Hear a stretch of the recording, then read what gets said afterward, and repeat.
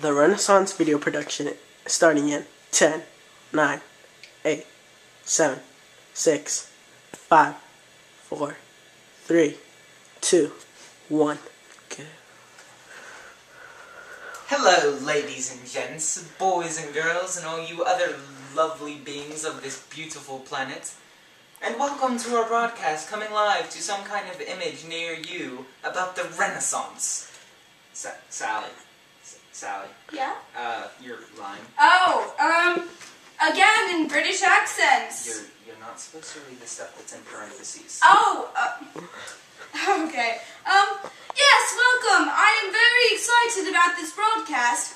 I am an expert on the subject matter, as you may recall. You are? I never knew that before. Please enlighten me.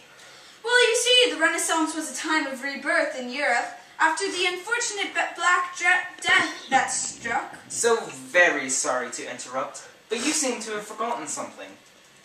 So I'm going to steal the thunder. The Renaissance started in Italy. You have to remember what that pre-AP teacher we had in high school always said. Treat your audience like they are dumber than dirt, or some rubbish like that. Oh, sorry, chaps. Well, yes, my colleague is right. The Renaissance did start in Italy, and here's why. Well, the new artists found the inspiration in looking back at ancient Rome, which I would hope you know is in Italy. The Renaissance affected the economy in 3 different ways. Yes, if I may have the floor. The Renaissance affected the secularization of northern Italy by allowing the charge of interest. Letters of credit made the supply of money go up, and assisted in the use of trade. And lastly, the use of Arabic numerals for bookkeeping was also used. Yes, very well. Moving on. 3 important cities played a role in the Renaissance. These were Florence, Venice, and Genoa. Ooh! Ooh! Ooh! Yes, go ahead and finish my thought. You will anyway. Thanks, old chap. No, you won't. Well, these 3 cities were very important because they all had access to major trading routes, were major trading centers, and were responsible for distributing goods in Europe, and were, at first, their own city-states. Oh, one more thing. They were also responsible for creating spaghetti! Really? Yes! No! But, you were locked into me and believing everything I said. So I threw a curveball. You're so funny. Oh my goodness. Not good for me. Shall we move on to the arts? Oh yes. One of the best things to come out of the Renaissance. Art was very important to the people of the Renaissance. Yes, part of the reason is due to the patrons. These patrons were people who gave money to support the arts, such as paintings and dancing.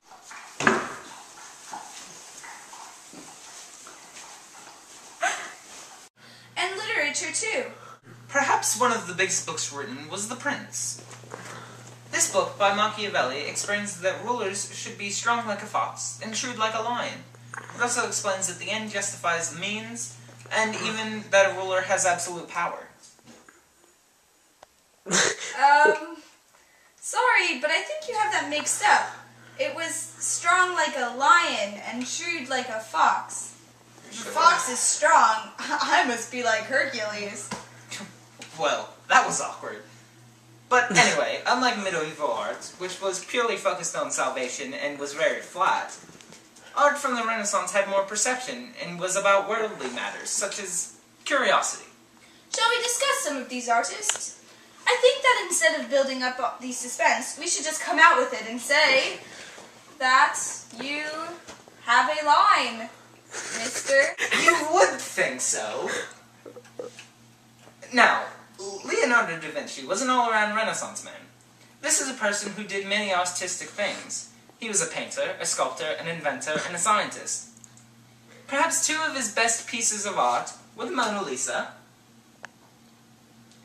and The Last Supper. Did he not also have the first plan of the helicopter? I thought you were an expert on this. But, yes. Would you care to explain Michelangelo? Yes, I would. Now, Michelangelo and Leonardo da Vinci were 2 different types of artists, so it is not fair for you to say that one is better than the other. Michelangelo Michelangelo is famous for the decoration of the ceiling of the Sistine Chapel and the sculpture of David from David and Goliath. And that man! He's naked! Oh, you're so immature. Ew! Take the picture! I'm sorry. Shall we move on? Yes, where were we? Oh yes, artists. Now back to literature. A great writer was Petrarch. Petrarch wrote sonnets about a girl named Laura, and he wrote many letters to his friends in Latin. You mean like that stuff they used to make crowns and wreaths out of? No, that's Laurel. I mean Laura, like a legit human being. Oh. But wait to bring that up. The thing that was so special about these sonnets were the fact that they were written in Italian. Oh, and the letters he wrote to his friends were in Latin, so he was bringing back the old language of Rome. Now, that is some very exciting stuff. But really, could you just stop being a show-off and let's move on? I'm not showing off. I must just be an expert on this. Like you claim to be. Whatever. Could we please just move on? Sure. Take it away. Out of all of this came humanism. Humanism is the potential of humans and these humans' achievements. So, history and, say, literature would be examples of humanist That's subjects. Well, that's not your line, sir, but you are right. And what great achievements these were. Oh, well, I would hate to say this, but my colleagues filming this tell me that it's time for us to move on to the Northern Renaissance.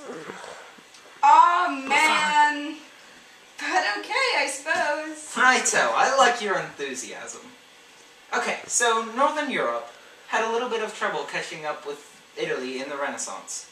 Population was down so low that no one could afford to support the arts. And they were so preoccupied doing their day-to-day jobs that no one could become an artist. This was unfortunate, but the Renaissance did finally catch up with Northern Europe, and they made it their own, so to speak. The Renaissance spread to Northern Europe from the growing wealth there. Also, they mixed Renaissance ideas with those of the church to make it more secular. Yes, this would eventually bring back the ideas of literature that were mixed with human ideas of the church. Two authors during this time were very significant. The first man, by the name of Erasmus. Erasmus wrote The Praise of Folly. In this book, Erasmus pokes fun at the greedy merchants, heartsick lovers, quarrelsome scholars, and pompous priests as a source of entertainment for those that were not mentioned, which is basically the peasants. The second of these two authors was Sir Thomas More. Sir Thomas More wrote a book that was called Utopia. This really means no place, but we have made the definition that of More's book.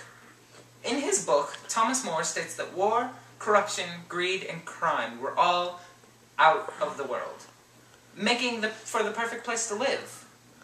Also, I think you could throw Shakespeare in there as well. Though he was not a writer in the Renaissance in Italy, the Elizabethan age was just the English version of the Renaissance, and was across the continent. I suppose you could do that. Why don't you give us some information about William Shakespeare? I think I will. You see, William Shakespeare wrote plays and sonnets that told a lot about human beings. These were all usually dramas that had some sort of conflict involved with them. Some of his most famous plays were Macbeth, Romeo and Juliet, and Hamlet.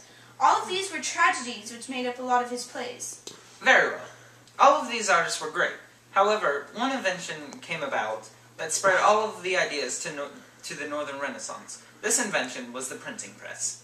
The printing press made the making of books so much cheaper, so in turn more people could buy them, which would spread the ideas further, and education might even go up as well. We owe the invention to this machine to the Germans, Johann Gutenberg to be specific. The first book that was published using this printing press was the Gutenberg Bible, which is a major feat. Bye! Well, ladies and gents, we have to end our show now. Goodbye! Bye!